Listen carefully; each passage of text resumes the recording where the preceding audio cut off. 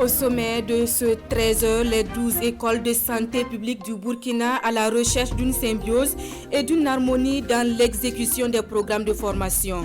Le conseil pédagogique en cours devrait également passer en revue les activités académiques à passer. Nous serons à Manga pour le début des travaux du conseil. La nouvelle est tombée hier comme un coup près sur les Ivoiriens. Ahmed Bakayoko dit Ambak n'est plus. Un cancer dit fulgurant a eu raison de la vie de l'homme politique ce 10 mars. Tous dans cette édition sur le parcours de l'un des piliers du régime Ouattara.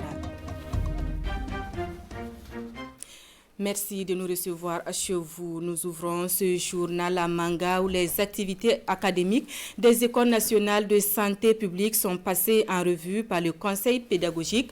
Le premier de l'année devrait également être le lieu d'harmonisation des rythmes de formation dans les différentes écoles et de faire des recommandations pour une bonne année académique. Conson Koulibaly et Estelle Judith Assogba de retour de Manga.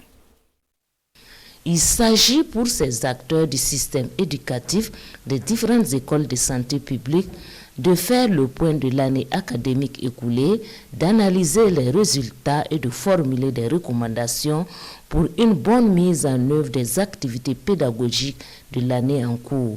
La particularité de l'École nationale de santé publique, nous avons une direction générale et nous avons des directions régionales. Mais le programme est identique dans toutes les écoles. Et nous pensons qu'il faut travailler de façon à ce que toutes les écoles aillent au même rythme pour qu'à la fin de l'année, toutes les écoles puissent avoir fini le programme. Et ça donne aussi un avantage de mobilité des étudiants. Un étudiant de Manga peut être amené l'année prochaine à Dédougou, l'année prochaine à Banfora, parce que la mobilité des étudiants est un des critères clés quand même de la symbiose de l'école. Donc c'est pour ça que le conseil pédagogique est très important pour harmoniser notre programme de formation. De nos jours, le Burkina Faso compte 12 écoles nationales de santé publique, dont celle de Manga est la dernière née et fonctionnelle à peine un mois. Et depuis 2018, plusieurs innovations majeures ont été introduites, surtout au niveau du recrutement. La première innovation, c'était le niveau de recrutement qui est passé à niveau bac.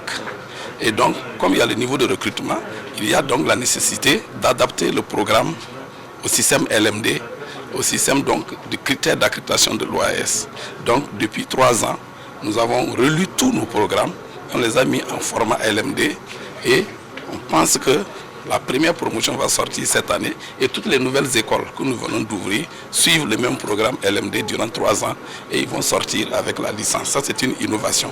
Et nos spécialistes qui sont là, qu'on appelle les attachés de santé, vont évoluer vers le master.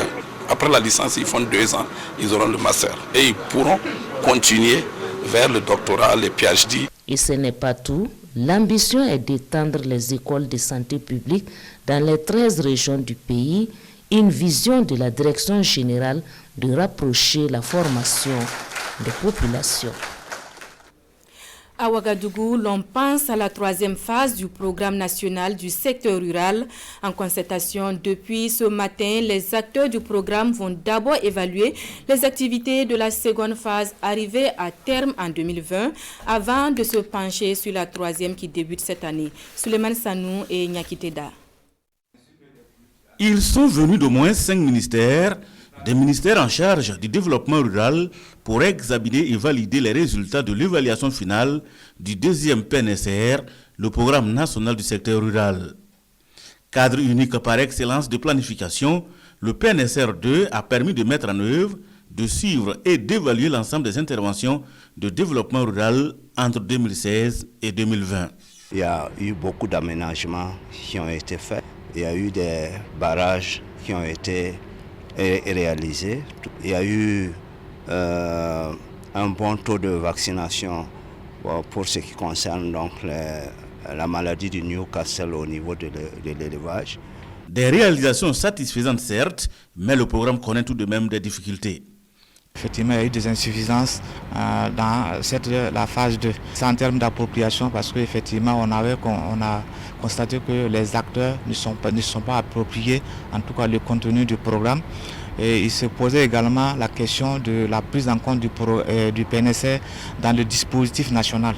Donc il fallait qu'effectivement on puisse évaluer ce programme-là pour voir quelles sont les corrections que nous puissions faire, en tout cas pour que la phase 3 connaisse plus de succès. Ce sont justement ces performances et insuffisances qui sont examinées par les acteurs du PNSR. Cette évaluation tient compte du dispositif de gouvernance, de financement ainsi que du processus d'élaboration pour préparer la troisième phase. Du côté des acteurs du transport et du transit, l'heure est au toilettage des textes portant organisation du secteur, des textes qui datent de 2005 et qui seraient en déphasage avec les réalités du moment. Les participants à la rencontre de ce matin ont pour mission de valider le projet d'arrêté soumis à leur examen. L'ouverture des travaux avec Roger Kam et Caroline Ouari. Le Burkina passe au toilettage de son code des transports routiers et du transit, et cela pour un souci d'harmonisation avec les autres pays de la sous-région. Vieux de 15 ans, le texte portant organisation du transport et du transit routier est quelque peu en déphasage avec les réalités. De 2005 à nos jours, bien de données ont changé dans le paysage routier, aussi bien dans les textes que dans les pratiques. Après 15 ans de pratique, on se rend compte que ce texte-là est pratiquement devenu obsolète, dû au fait qu'il y a quand même une certaine évolution institutionnelle qu'on peut constater, mais il y a également que l'industrie du transport aujourd'hui a fondamentalement évolué. Et donc il faut véritablement prendre en compte ces aspects si nous voulons vraiment être en phase et faire en sorte que notre pays puisse naturellement tirer le meilleur parti des pratiques. Organisation socio-professionnelle des transports, administration publique et privée des transports routiers et du transit, sociétés civiles sont appelées à inspecter puis valider le texte revu.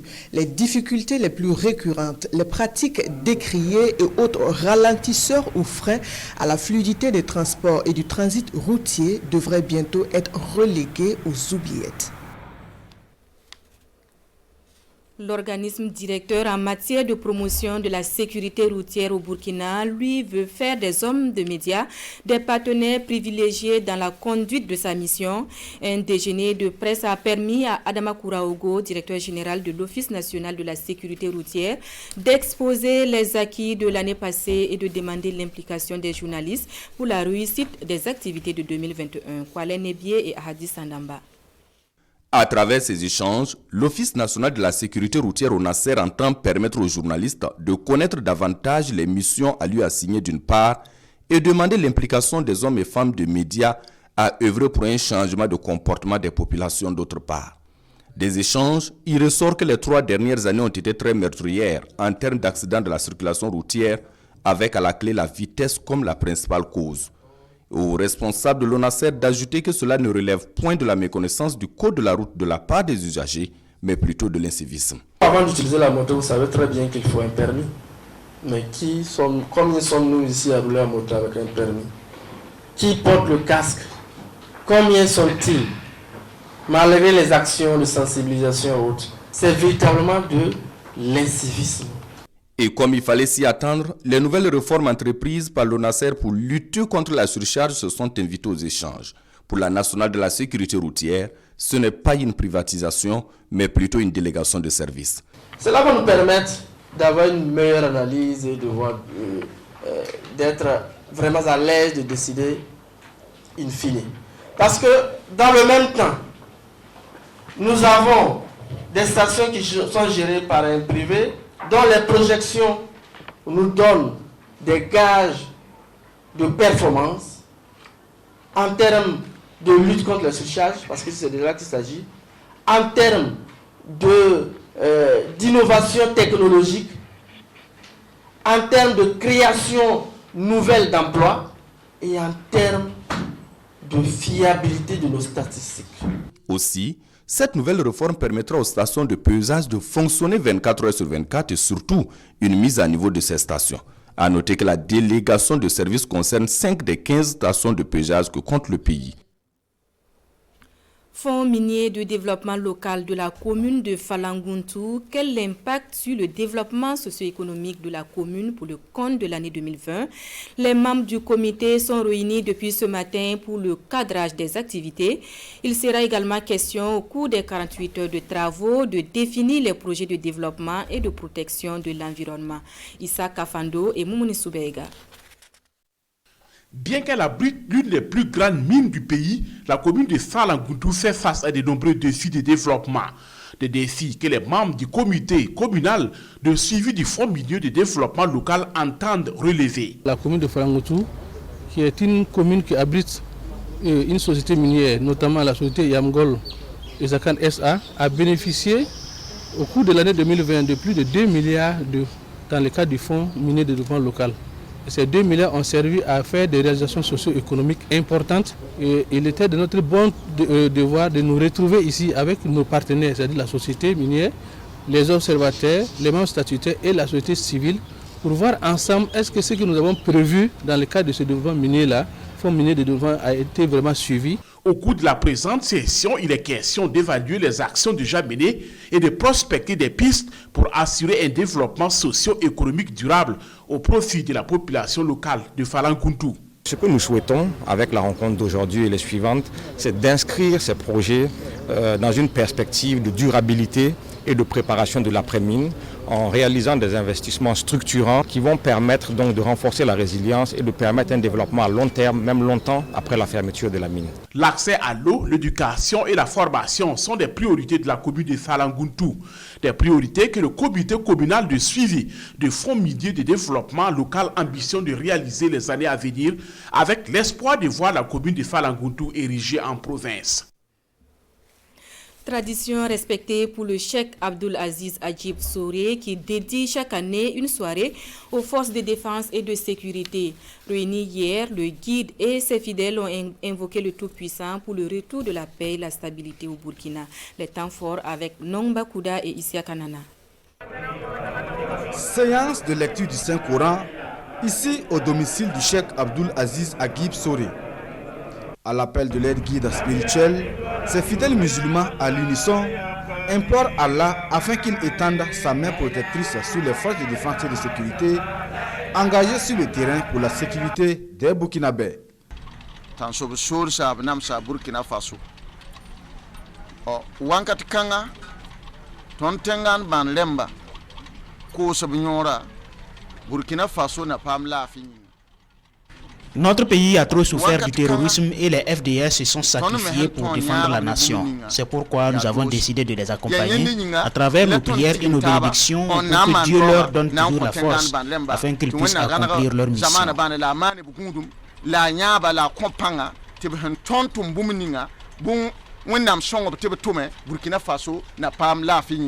Au-delà de cet hommage, ces fidèles musulmans invoquent également Dieu pour la paix et la stabilité au Burkina Faso. Une pratique devenue presque une tradition pour le cheikh Abdul Aziz Ajib Souré.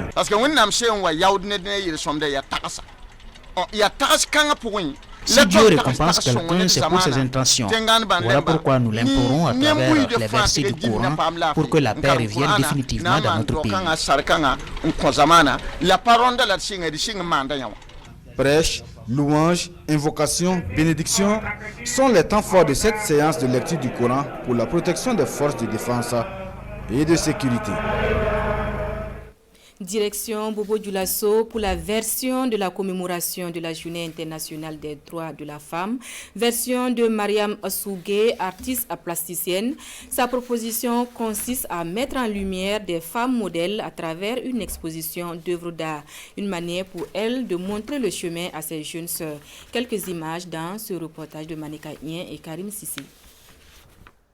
Ces œuvres d'art ici exposées sont de Mariam Assougué, une artiste plasticienne qui entend apporter sa touche à la célébration de la Journée internationale de la femme en valorisant les femmes battantes.